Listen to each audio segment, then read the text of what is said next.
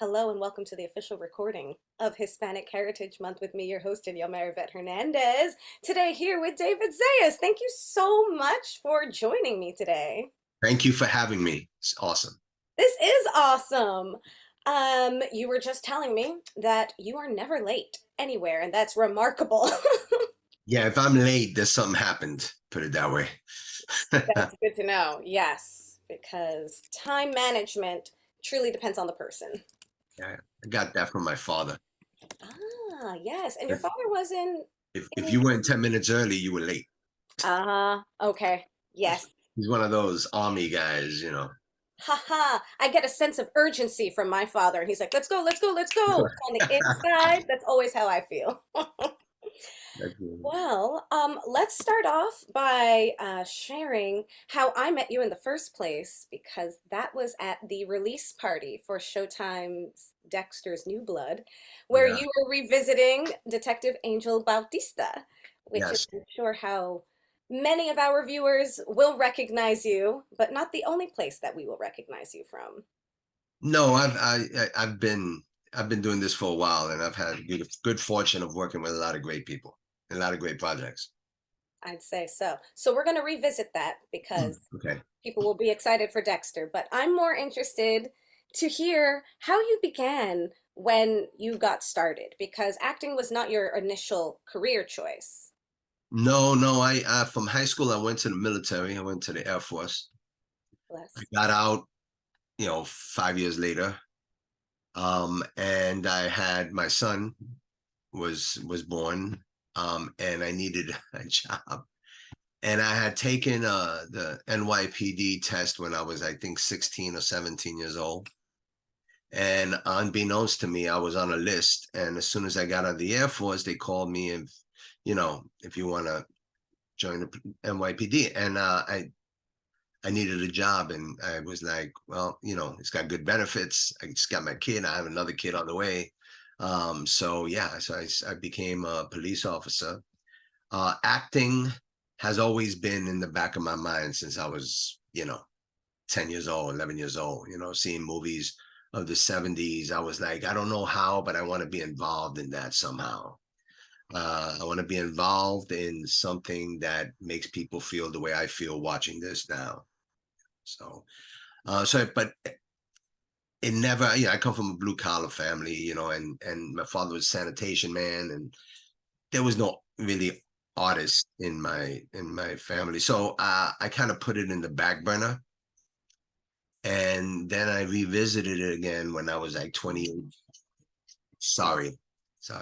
When I was like 28 years old, I was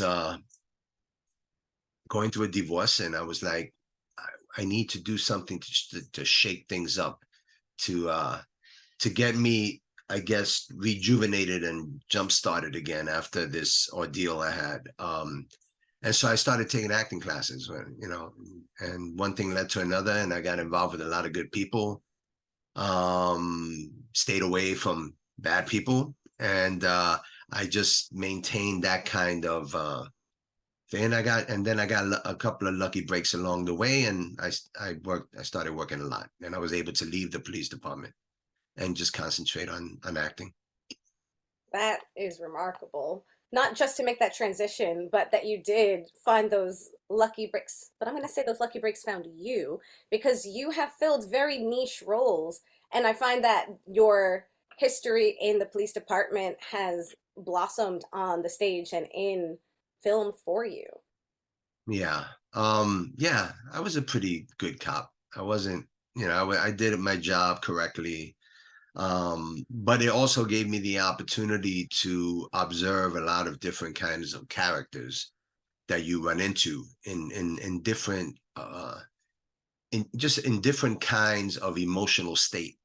So I was very aware of watching their actions, which, I mean, can do nothing but help me as an actor in reaching certain emotions or certain reactions to certain things that I've observed.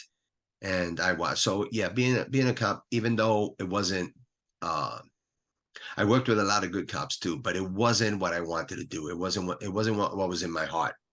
And so I started taking acting classes and had a couple of good teachers. I was able to join this new group called Lab at the time, could turn into LAByrinth Theater Company. That was in '92. And I did a bunch of plays with them, you know, and got really worked with people that were better than me, which made me better eventually, you know. And so that was my introduction into show business and acting, and I love it. And it's I could, you know, I know it's a cliche to say, but I mean, it really saved my life. It really, like, you know, just I'm always hungry for it, and so that's something that you really want to do, you know. So Definitely. And I think also because you're hungry for it, it keeps you on the course to continue pursuing it because it yeah, satisfies that hunger in some capacity. yeah. So But tell me some of those favorite theater roles after you say this thing you were about to say. no, I was going to say that the what I found, and I didn't expect this at all, but as you know, I've been involved in about 30 years in this business, and just watching the emergence of young artists like yourself, but watching the young artists around me, my son included, and I'm thinking, wow, this is where I want to be right now. This is what, you know, excites me. I want to be involved. I want to support a lot of you know, young artists that are coming up that have the opportunity to tell our stories. You know, being raised Puerto Rican in the Bronx, I want to see some stories about that. There's a movie called Story Avenue that came out with Luis Guzman. It takes place in the Bronx. I haven't seen it yet. I want to watch it, and so it's important for to support young artists like that want to create stories, want to present our way of you know, our culture and our way of coming up and growing up. Um, and so that's what I've noticed. That's what excites me a lot about what's going on now. It's exciting to share this space with you because it is such a warm feeling to have the opportunity to share the space with someone who has been profitable in this career for 30 years now, especially in this tumultuous time where a lot of young actors, older actors, actors in any capacity are wondering where's this new platform going? And being able to breathe life back into theater while film and television is striking to make sure we're taken care of and looked after, just like we look after our audience. Absolutely. I think what's happening now is an important uh stepping stone into the future of young actors that are coming up, and writers and directors, and so it's very important to be in the moment and support what maybe you took for granted 30 years ago. I wasn't even, you know, never, I was just thinking of learning my lines and doing my plays. I wasn't really thinking of the big picture of how actors are treated, and you know, financially, and you know, it's always a hustle. It's always a struggle, which is partly what I love about it. It never gets easier. It gets harder. And Huh. that is very rewarding for me to do that, to experience that. Wow. So you started about 30 years ago, and you are a Puerto Rican actor. So talk about that for a minute. What was your first experience in those first classes as a Puerto Rican actor at that time? Did you have an awareness or did you feel an immediate like welcoming in? You never, you know, what is it that they say? Ignorance is bliss, right?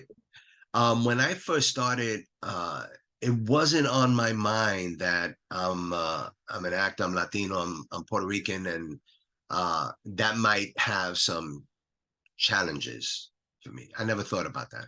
I just said, I'm in the room, I'm going to do my thing, and if they close the door on me, I'm going to kick it down and continue to do my thing.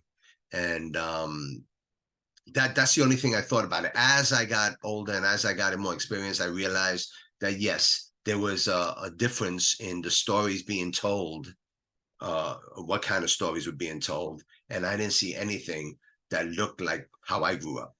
And that was something that I started to notice And I've always been lucky where every job I have, I've been accepted as an equal. And if I haven't, I didn't notice it. So I always try to make sure that now that everybody's treated, now that I have the experience, that on a set or on the stage, that everybody's treated with respect, everybody's treated right. And I feel I've earned the right to say, yeah, we're not talking to each other this way. We're going to be respectful. And when I first started, I didn't really, I was just focused on what I needed to do. And as I've gotten older, I've realized certain things. So yeah, I wish I could say, oh yeah, it was tough, being a Puerto Rican actor. Yeah, no, I never let that stop me, or let that kind of, bigotry, or that type of ignorance stop me. You just create your space in the space that you're in, whether they like it or not. It's something that you have to be a little bit militant about, your ability and your right to be there like everybody else. And I've been called kind of militant in the past, but I try to do it in a tactful manner, and I just want everybody to be treated kindly and with respect. Yes. So militant, would you say that's on set, on stage? What's it like working with you, would you say? As I'm easy as pie. It's like I'm easy as pie, as long as uh but also I can immediately, and luckily this hardly has ever happened, but I could immediately sense someone trying to, just take over okay. in a negative way. And I've been able to identify it, and I've stopped it. And so it's by militant, I mean that I usually just speak my mind at the moment, because what's the point of waiting? You're Mm, just prolonging the stress. Let's just deal with it now, and face to face, and whatever comes of it comes of it. But at least it's done. You don't have to worry about that issue, and you can move forward. So because I do that, I don't really beat around the bush. Sometimes it gets misconstrued as being aggressive, or being, which is not that. I've learned how to be tactful in my communication, where in the past maybe I wasn't, and so it was that's what I mean about that. But it's easy to work with me. I don't expect anything that's not expected of me. I feel like I'm in equal grounds with anybody, regardless of their experience. And if we're sharing the screen, or we're sharing the stage, then you're my peer, you're my brother or my sister, and we're going to go through this together and conquer it together. I've always felt that way. It's the way I try to work all the time. And so, yeah. that's beautiful. That's the type of space that I know as an actor I look forward to working in when I'm with other people. Because that sense that you described of, I would describe it, someone trying to undermine the other actor. It's like the opposite of teamwork. And Yeah. bringing a scene to life, you need something that's bringing you together. Yeah. So, what are some of your favorite things to work on been this far, looking back? Oh, wow. Let's see, on stage, I would be Jesus Hop, the A Train, this play I did, which was the most amazing experience I've ever had. I've done a couple of Broadway shows like Anna in the Tropics and Cost of Living. Those were very special because, the roles were just phenomenal. And I got to work with a lot of phenomenal other, artists, whether it's directors or the writers or the other actors. I've had good fortune on stage to work with some tremendous artists, and as for television and film, I mean, it's all my favorite while I'm shooting, and then you have to, then after time you can kind of coordinate which experience you learn most from. But I really enjoy the the television work that I've done, whether it be recurring roles, whether it be Blue Bloods or FBI or Law and Orders, and and then I've done a few series like Bloodline and Shut Eye for Hulu, and then Dexter, of course, and Oz on HBO, which was the first HBO show. But all of those, I owe a lot of people who actually gave me the opportunity to open the door for me to get these roles. I mean, it's you got to be able to observe the door cracking open so then you can run to it, And I think that I had a lot of good support from people, from producers, from directors that wanted to work with me. I've been very fortunate, and so yeah, that's some of the best roles I've had. Sometimes maybe it doesn't turn out, the product doesn't turn out the way you want to, but that doesn't take away from the experience of doing that project. If it's a good experience, you could be in a great film and a great TV show and the experience is not good. That's possible too. But I haven't had that. I've always had the opposite. I've had a couple of good series, but I just love working. So, and I love actors and I love artists, and just to share that, that common thread throughout the whole project is exciting to me. That's wonderful. I wonder though, are there any roles that you've done that surprised you that you didn't see coming? Um, I'll tell you a story. I was shooting a miniseries in Toronto just a long time ago. And my manager was also one of my best friends and my manager of 24 years that we've been working together. He calls me up in Toronto. He goes, "What are you doing this weekend?" I say, I'm gonna go watch a Toronto Blue Jay and Yankee game that's in Toronto."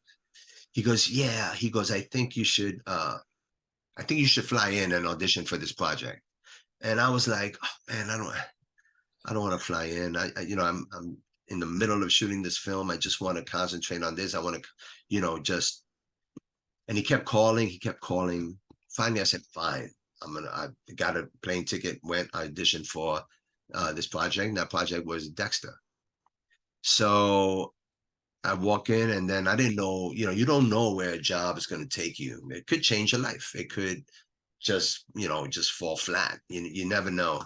And so I was very grateful that my manager was very insistent that I come and I audition for this role, because I did it for 9 years after that. So Right. it was great. And it's surprising that it was in Toronto that they had you audition. No, I had to fly to New York to audition Oh, for out of Toronto into New York. I Okay, was I have to already I was clarify that. already in Toronto shooting something, and so yeah, so I got lucky. Another the first show I got called The Beat with Mark Ruffalo, and it was that was I was going to audition for something that was smaller than that pilot.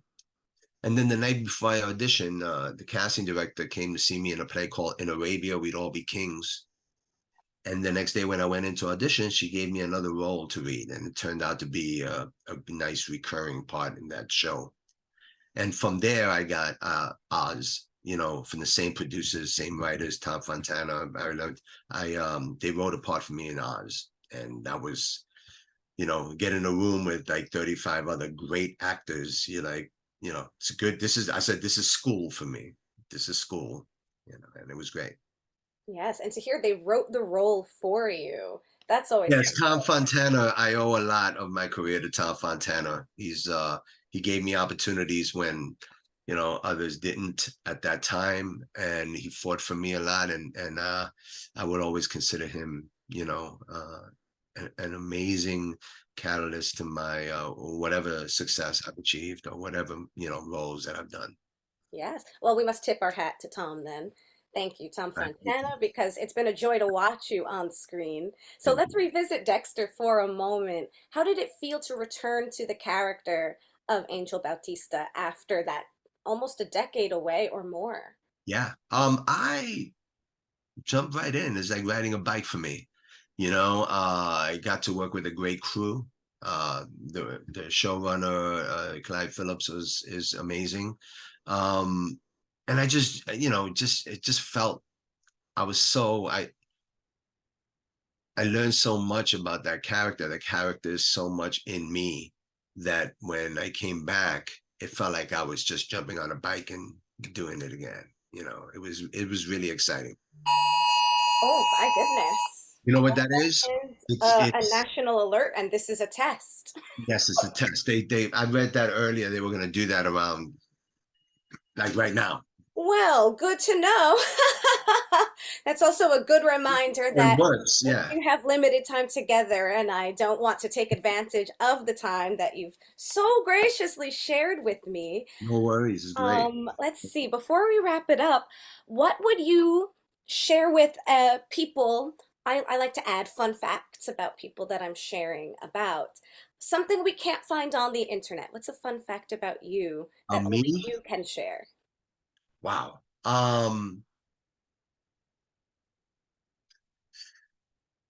Sometimes you don't want to share certain things, but but You, if anything, I would like to, whenever I get a job, I am as insecure as anyone else in that room in the beginning.